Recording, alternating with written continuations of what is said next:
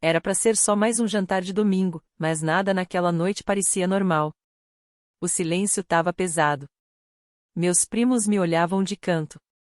E até minha mãe parou no meio de um gole de vinho quando me viu entrando com o Ethan. Antes de continuar, comenta aí embaixo. O que você faria no meu lugar? Fala a verdade, tá? A gente lê tudo. Vamos lá. A sala de jantar da família Harper brilhava com aquele lustre enorme de cristal. A mesa longa de madeira estava cheia de comida chique e rosbife, batata assada, louça cara e talher que, pelo jeito, não via carinho de verdade fazia muito tempo. Eu mal tinha passado da porta quando ouvi o primeiro comentário. Olha só, ela veio mesmo, falou tia linda, alto o suficiente para todo mundo escutar, com o garfo ainda na boca. Acho que até os empregados ganham folga. Meu estômago virou, mas eu só sorri. Já estava acostumada. Sempre me tratavam como se eu não pertencesse ali. Como se eu fosse uma mancha no retrato de família que eles queriam manter limpinho. Ethan, meu marido, apertou minha mão de leve. Ele sabia. Sempre soube. Me olhou com aquele carinho calmo, escondido por trás da força dele. Tava elegante no terno cinza e o casaco azul marinho feito sob medida. Parecia mesmo um bilionário discreto, o que ninguém ali sabia que ele era de verdade. A gente nunca contou quem ele era, nem o que a gente tinha. Não por vergonha, mas porque eu queria que me vissem como eu, não como a mulher do cara rico. Sentamos perto da ponta da mesa, bem longe do lugar que meu pai sempre deixava para os filhos de verdade. Minha meia-irmã mais nova, Nathalie, sentou do lado dele. A perfeita Nathalie, diploma de faculdade chique, sorriso de quem trabalha com moda. Olhou para mim com aquela pena fingida que ela usava como batom. Ah, você escolheu esse vestido, ela falou, inclinando a cabeça. Ethan se aproximou e sussurrou. Você tá linda, Vilo. Sorri, mas já estava me preparando. E então veio o golpe. Meu pai colocou a taça de vinho na mesa, limpou a boca devagar com o guardanapo de linho, e me encarou. A voz dele cortou o ar como uma faca. Você não pertence a esta mesa. A sala ficou muda. Ele não desviou o olhar. Você não é minha filha de verdade. Fiquei sem ar. E ele não parou. Você não significa nada para mim.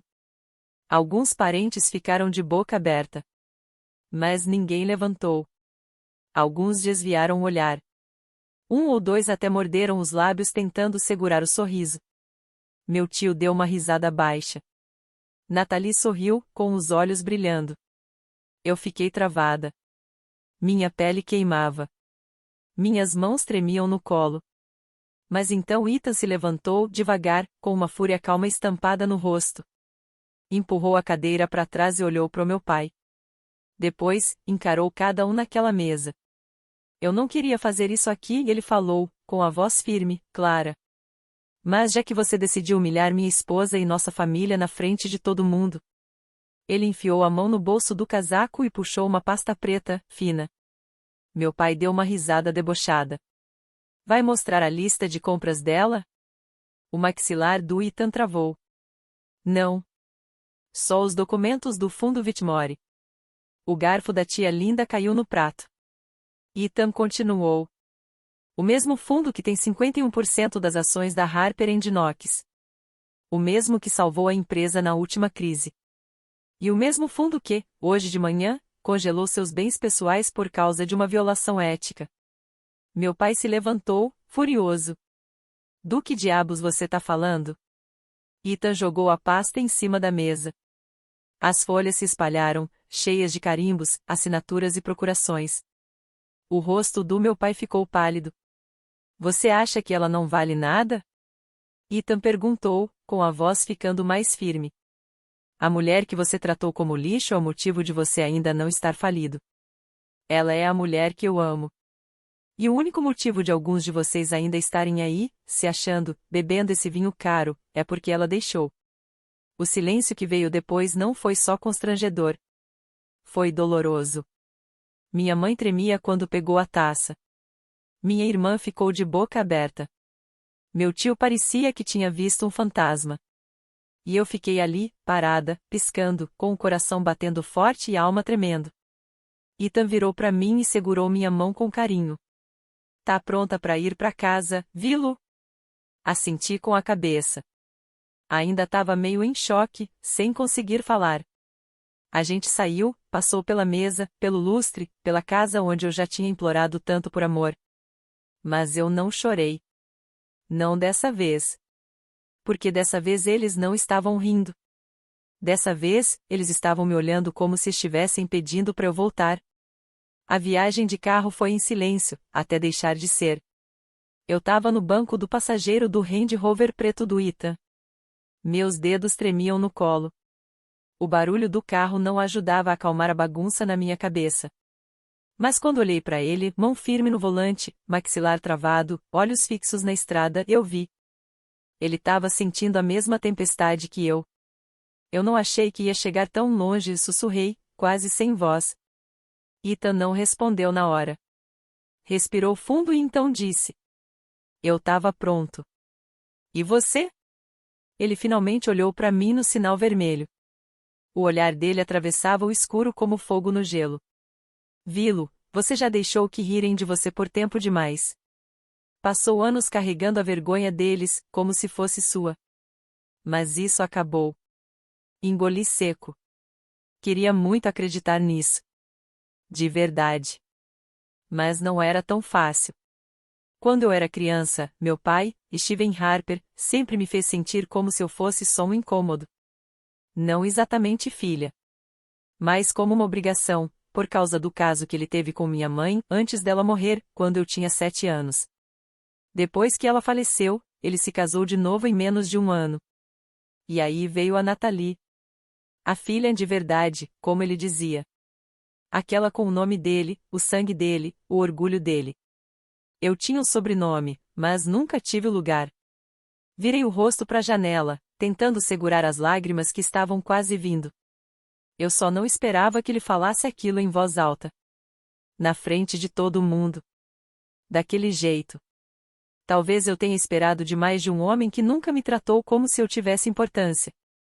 Naquele momento, o Ethan parou o carro em frente à nossa casa de tijolos vermelhos, lá em Brooklyn Heights.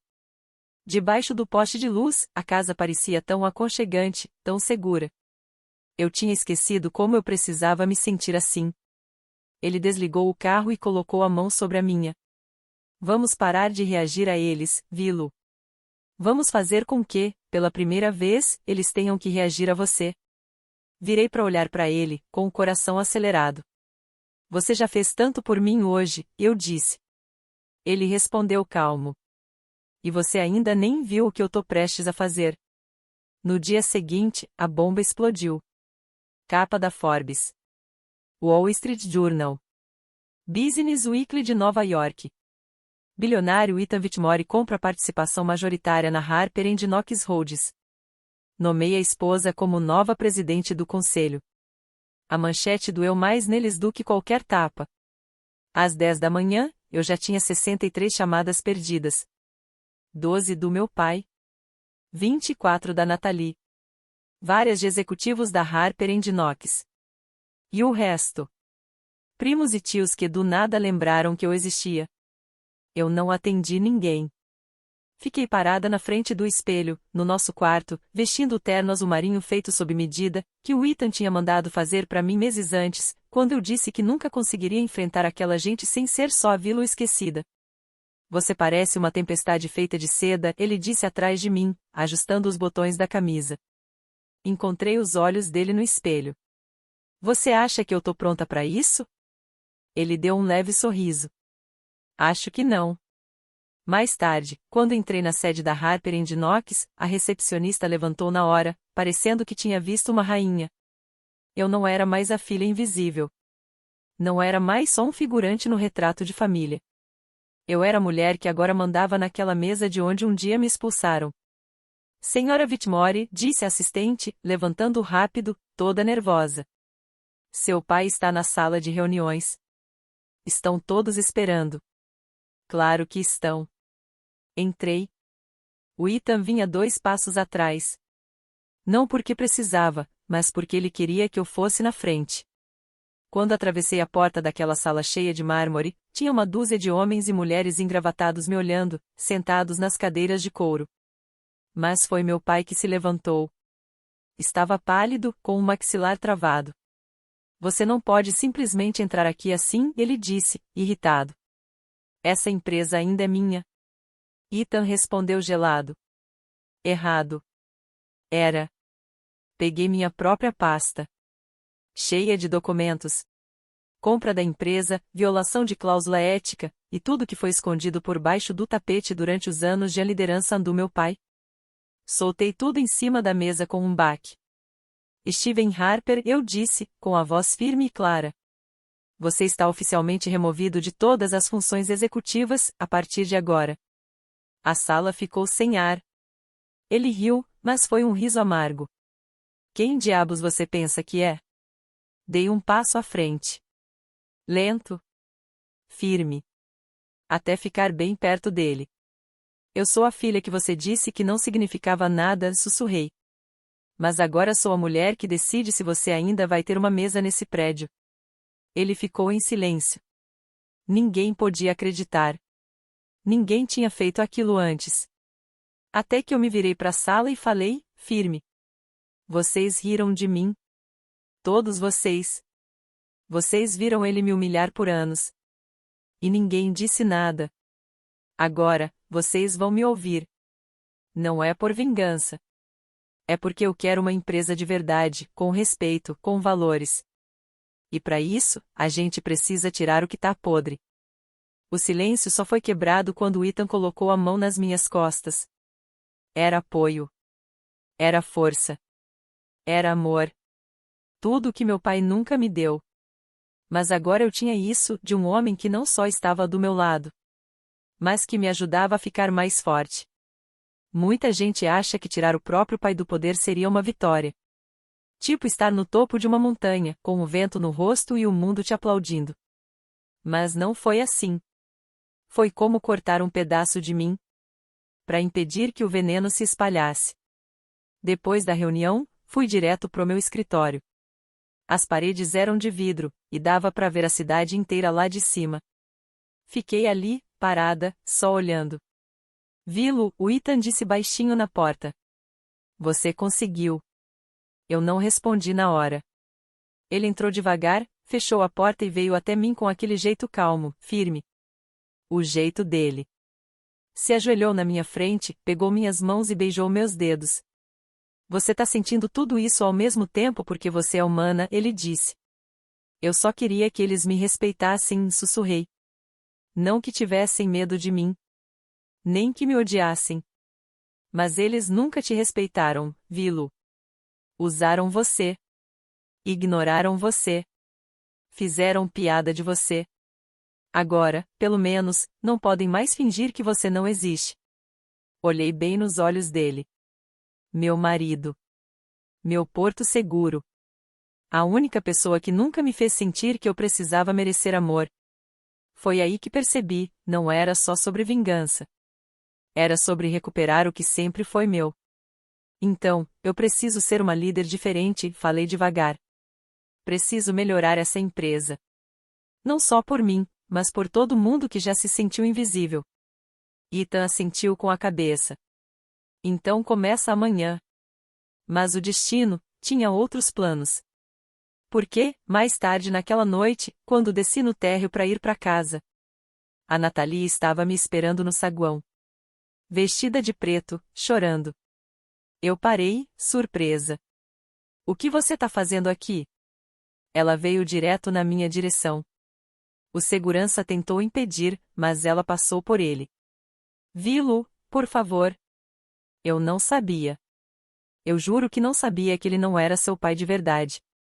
Eu congelei. O quê?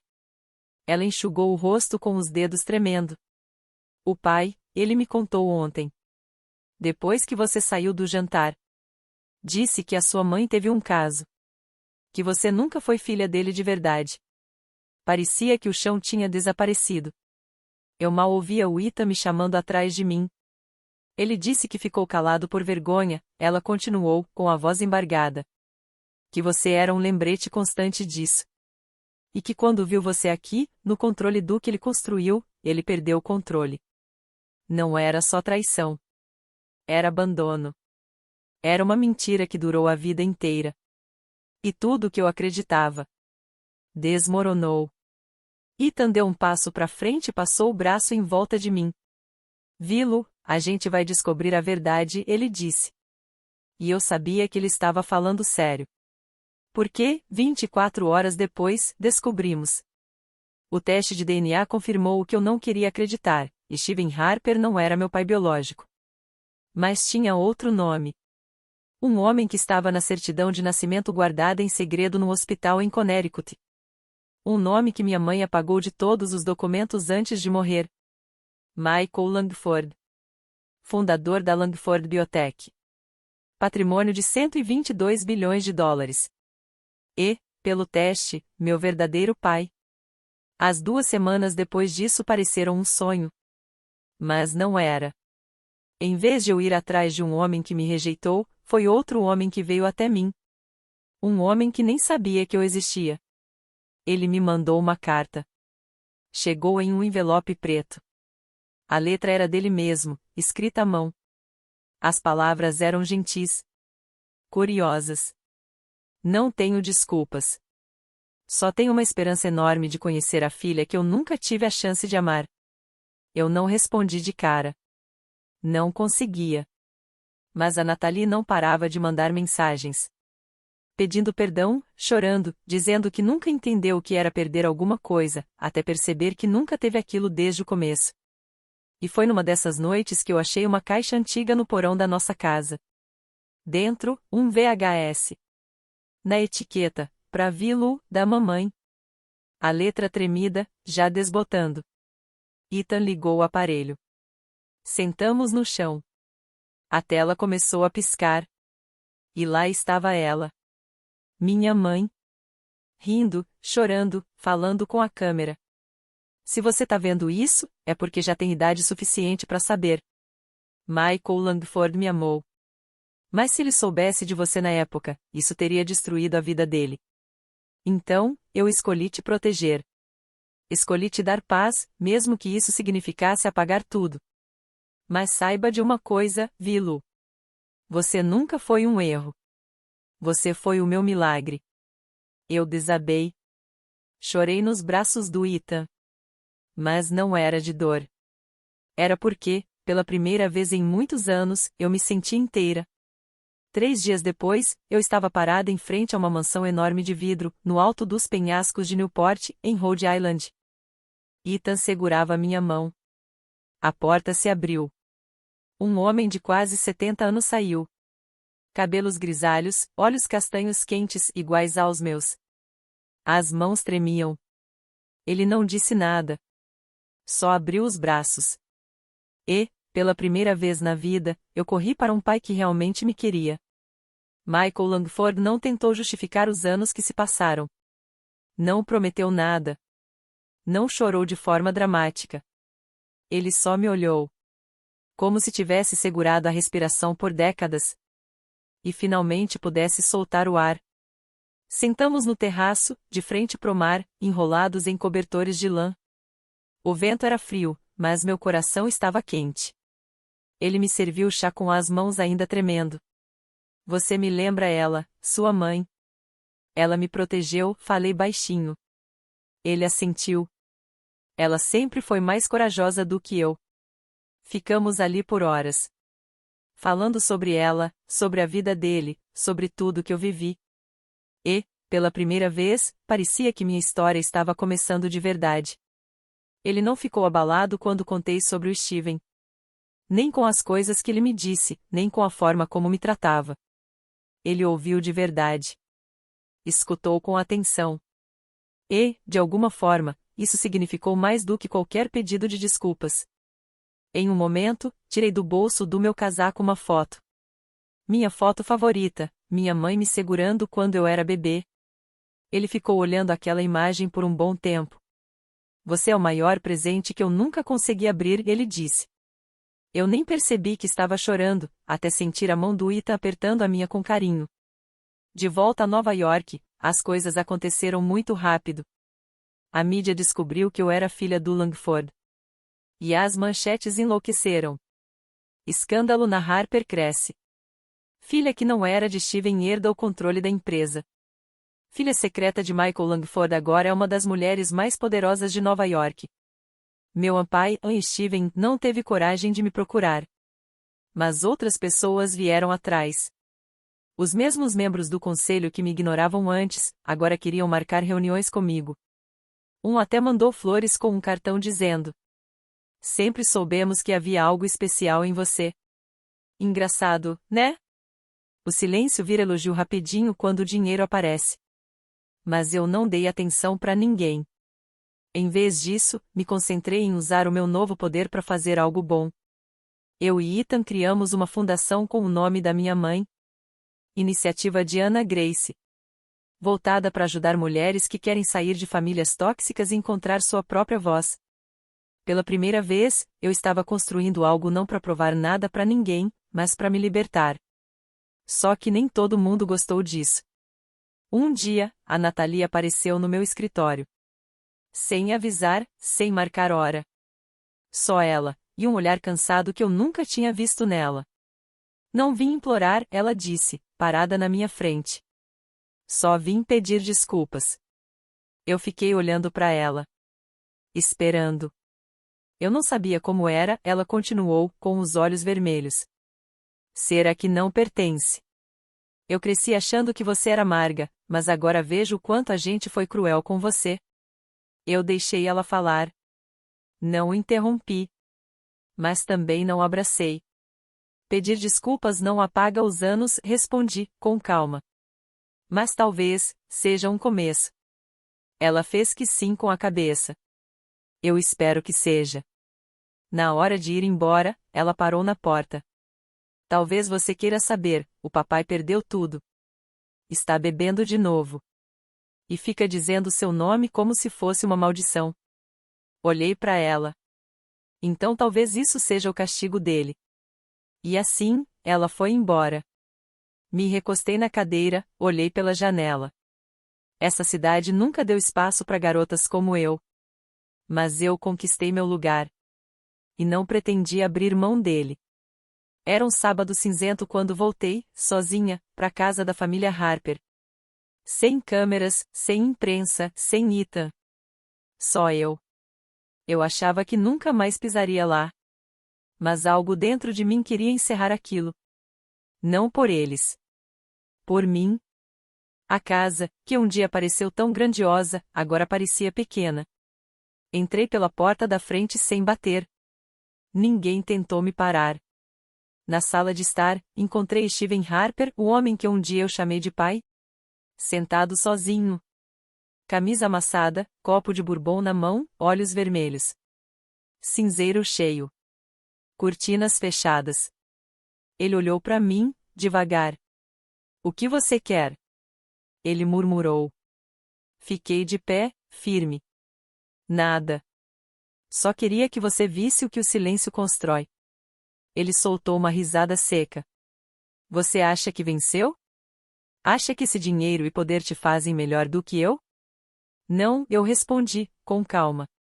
"O que me faz melhor é que eu nunca usei a minha dor para machucar ninguém. O que me faz melhor é que eu sobrevivi a você." Ele abaixou a cabeça, como se, de repente, tivesse enxergado o fundo do buraco onde se jogou anos atrás. Me virei para ir embora. Mas parei na porta.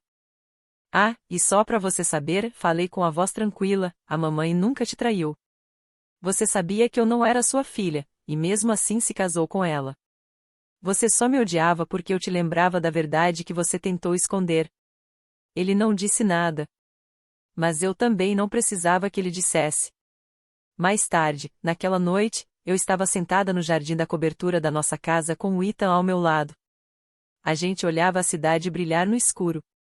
Achei que voltar lá ia me quebrar, sussurrei. "Mas não quebrou", ele disse com um sorriso. "Isso porque você não é mais a mesma mulher que entrou naquela sala de jantar semanas atrás." "Não", respondi, olhando para ele. "Agora eu sou mais forte." Ele pegou minha mão e apertou de leve. A gente ficou em silêncio por um tempo. Até que eu perguntei: Você, alguma vez achou que a gente ia chegar tão longe? Ethan riu. Eu soube desde o momento em que você me contou a sua história.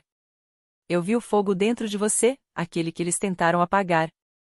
E eu sabia que você ia mudar tudo. E eu mudei. Eu não fui um erro. Eu não era fraca. Eu nunca fui a vergonha deles. Eu era filha da minha mãe. Esposa do homem certo. E agora, dona do meu próprio legado. Deixa eles lembrarem do que disseram naquela noite. Deixa eles lembrarem das risadas. Porque agora, eles vão lembrar de mim por quem eu realmente sou.